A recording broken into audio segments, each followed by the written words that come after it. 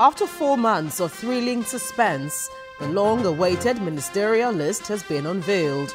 There are 21 people nominated for the approval of the Senate to make up members of the Federal Executive Council. My guest takes a look at the list and its implication for the administration of President Muhammadu Buhari.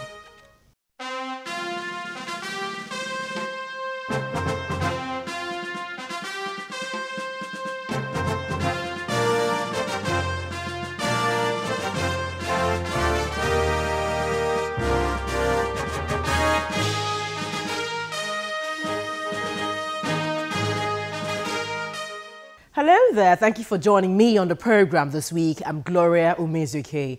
Now, former governors serving and former federal lawmakers, as well as party loyalists, dominated the list of ministerial nominees sent to the Senate for approval by the President, Muhammadu Buhari.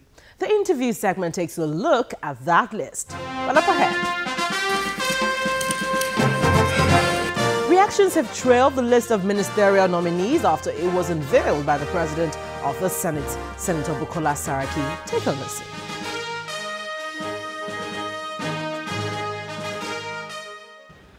President Muhammadu Buhari succeeded in meeting the September 30 deadline for the submission of the list of ministerial nominees when his aides submitted the names of 21 Nigerians for appointment as members of the Federal Executive Council. I hereby open that.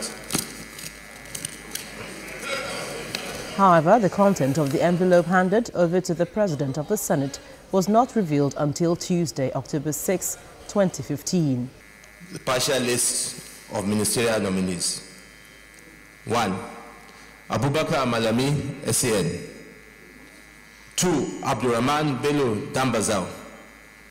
Aisha Jumai Al-Hassan, Alhaji Lai Muhammad, Babatunde Raji Fashola, Barrister Adebayo Shitu, Barrister Solomon Dalong, Dr.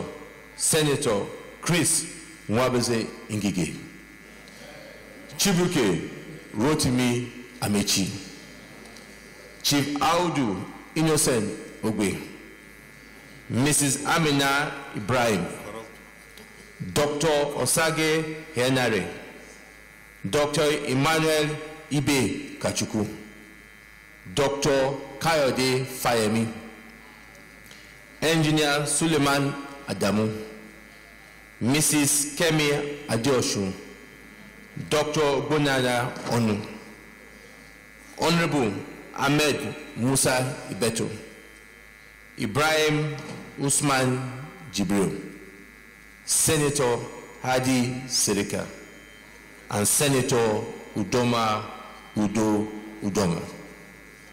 The names read by the Senate President did not come to many as a surprise, as the names have been speculated in the media since the envelope was handed over to the Senate.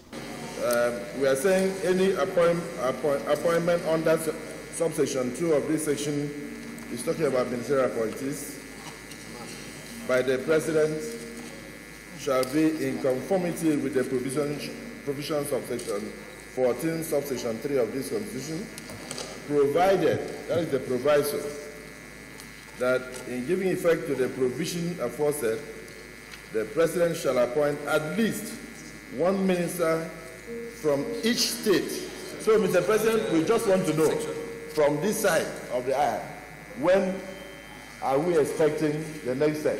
So that these ones will not go and take the duty ministries and stay there for the next 6 to 7 months because while we are still expecting.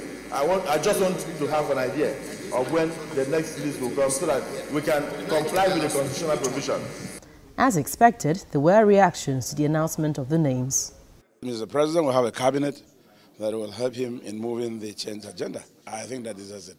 The hue and cry of this and that, it always happens. Even if angels were nominated, there will be comments. And I believe he took his time to form a team.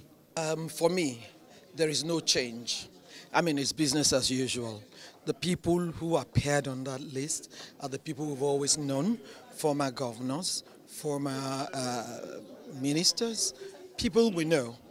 We were expecting, at least I was expecting, a big difference. I thought there would be a real big change, but nothing has changed except for one or two names. Until we look at their CVs, their antecedent, but this time around we have agreed that definitely we must do a thorough job to ensure that we return back to the president people we believe that can help him in his crusade for change, in his crusade for anti-corruption. We must look at those things critically.